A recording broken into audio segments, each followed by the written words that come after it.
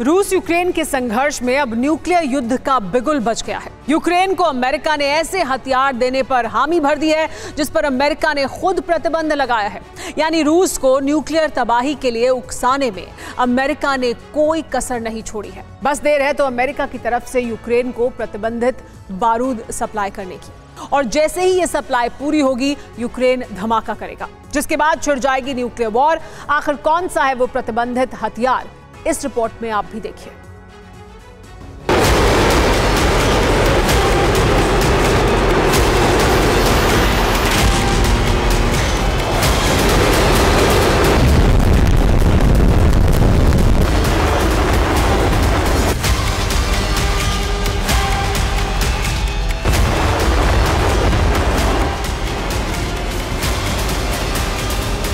रूस के खिलाफ जंग के इस दौर में नेटो के अंदर फूट को रोकने के लिए कीव को मदद के रूप में एक ऐसे वेपन की सप्लाई को मंजूरी दी गई है जो दुनिया के लिए प्रतिबंधित है। ये हथियार के क्लस्टर बम।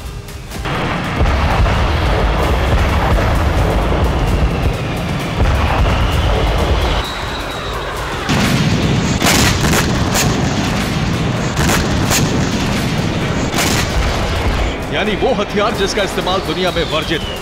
लेकिन रूस के खिलाफ नेटो की ये जंग कितनी अहम है, अमेरिका इसका एहसास कराने के लिए उस गैर कानूनी बारूद की सप्लाई के लिए भी तैयार हो गया है, जिसे हासिल करके प्रेसिडेंट ज़ेलेंस्की और यूक्रेन में जीत की उम्मीद जाग सकती है।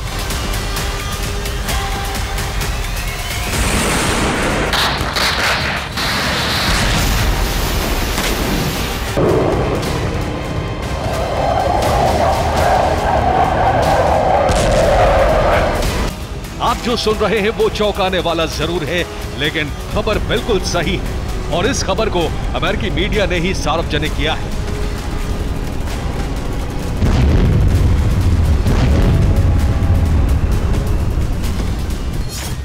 खबर के मुताबिक यूक्रेन ने अमेरिका पर युद्ध सामग्री भेजने का दबाव बनाया है और इस सामग्री में प्रतिबंधित क्लस्टर बम भेजने पर ज्यादा जोर है। इसलिए अमेरिका भी दबाव में क्लस्टर बम भेजने का फैसला कर चुका है।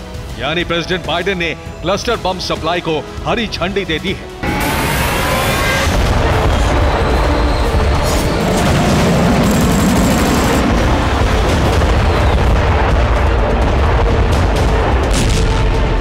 इसका मतलब साफ है कि अमेरिका ने यूक्रेन के दबाव में वो कदम उठाया है जो रूस को महाविनाश के लिए उकसाने वाला है। हालांकि अमेरिका की रणनीति क्या है इसका खुलासा नहीं हुआ है, लेकिन इसका असर क्या होगा ये सप्लाई और क्लस्टर बम के पहले विस्फोट के बाद दुनिया देखने के लिए मजबूर होगी।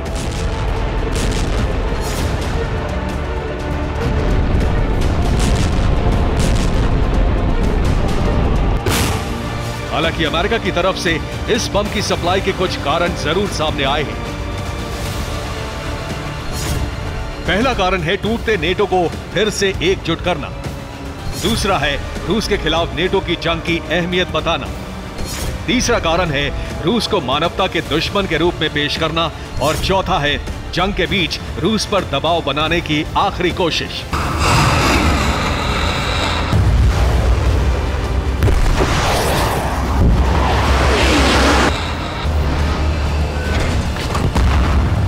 मतलब साफ है कि रूस के खिलाफ अमेरिका उस हथियार की सप्लाई अपना दबदबा बढ़ाने के लिए कर रहा है जिसे उसने खुद प्रतिबंधित कर रखा है। लेकिन सवाल यह है कि आखिर ये हथियार प्रतिबंधित क्यों है?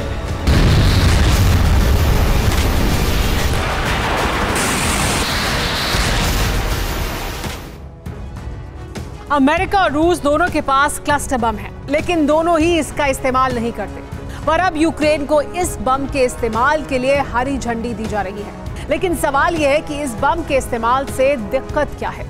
दिक्कत यह है कि क्लस्टर बम में शामिल सभी बम विस्फोट नहीं करते हैं। इससे बाद में स्थानीय लोगों के विस्फोट की चपेट में आने की आशंका बढ़ जाती है और इस तरह के विस्फोट सालों बाद शांति काल में भी हो सकते हैं। दावा है कि सेकेंड वर्ल्ड वॉर में क्लस्टर बम से करीब 87,000 नागरिकों की जान जा चुकी है।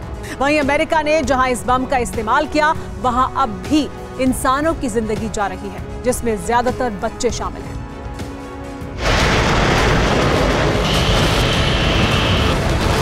हालांकि बैन के बावजूद अमेरिका ने सीरिया, यमन, अफगानिस्तान, लेबनान, बाकन और लाओस में इस बम का इस्तेमाल किया है, जिसका असर भी गहरा पड़ा है। मुमकिन है यही वजह होगी कि यूक्रेन ने क्लस्टर बम देने का दबाव बनाया और प्रेसिडेंट बाइडेन ने सप्लाई को हरी झंडी दे दी।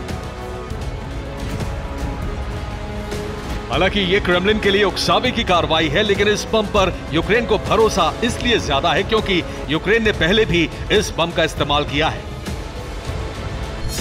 दावे के तहत फरवरी 2022 में शुरू हुई जंग के बाद यूक्रेन ने क्लस्टर बम का इस्तेमाल किया है। क्लस्टर बम रूस के कब्जे वाले क्षेत्रों पर लॉन्च किए गए थे और इस क्लस्टर में शामिल बम ने 6 महीने तक धमाके किए हैं और इस बम को लेकर यूक्रेन ने अपने ही क्षेत्र में इस्तेमाल का दावा किया था, लेकिन 6 महीने में 689 लोगों की जान जाने के बाद इस्तेमाल रोक दिया गया।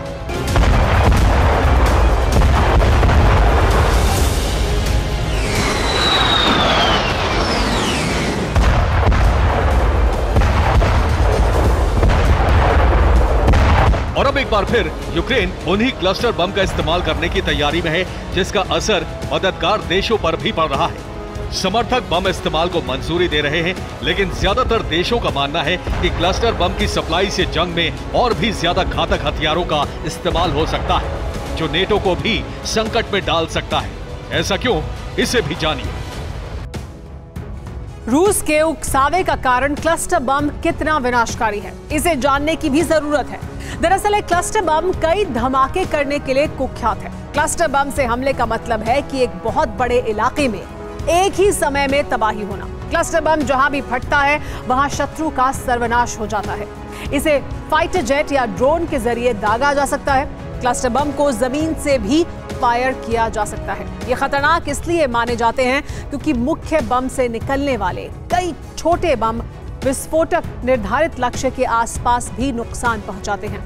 यही वजह है कि जिनेवा समझौते के तहत क्लस्टर बमों को बनाने और इस्तेमाल करने पर पाबंदी है। 120 देशों में इसके इस्तेमाल पर बैन लगा हुआ है, लेकिन कई देशों पर युद्ध के दौरान इसके इस्तेमाल के आरोप भी लगते रहे हैं।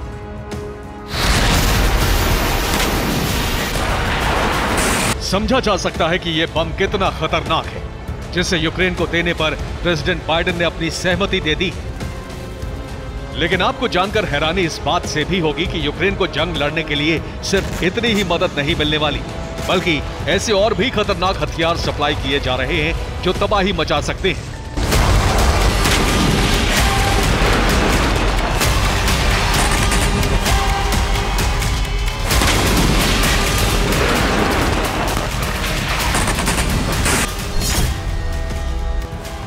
खबर यह है कि यूक्रेन को मिलने वाले पैकेज में अटैक एमएस मिसाइल भी दी जाएंगी। ये मिसाइल 300 किलोमीटर प्रति घंटे की रफ्तार से लंबी दूरी तक उड़ान भरने में सक्षम है। इस मिसाइल को M270 और HIMARS जैसे सिस्टम से लॉन्च किया जा सकता है, यानी इस मिसाइल की जद में क्रीमिया और रूस के सीमावर्ती क्षेत्र होंगे।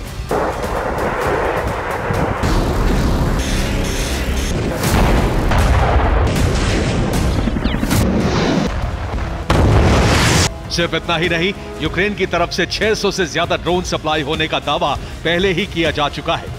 ये ड्रोन वेपन्स ड्रॉप करने में माहिर माने जाते हैं। सिर्फ इतना ही नहीं, मदद पैकेज के रूप में कुछ नेटो देश भी यूक्रेन को घातक हथियार सौंप रहे हैं। इनमें फिनलैंड ने यूक्रेन के लिए $114 मिलियन यानी करीब 943 करोड़ रुपए के पैकेज का ऐलान किया है। इसमें एंटी एयरक्राफ्ट वेपन और गोला बारूद शामिल है। ये अब तक का यूक्रेन को मिलने वाला 17वां रक्षा सहायता पैकेज होगा।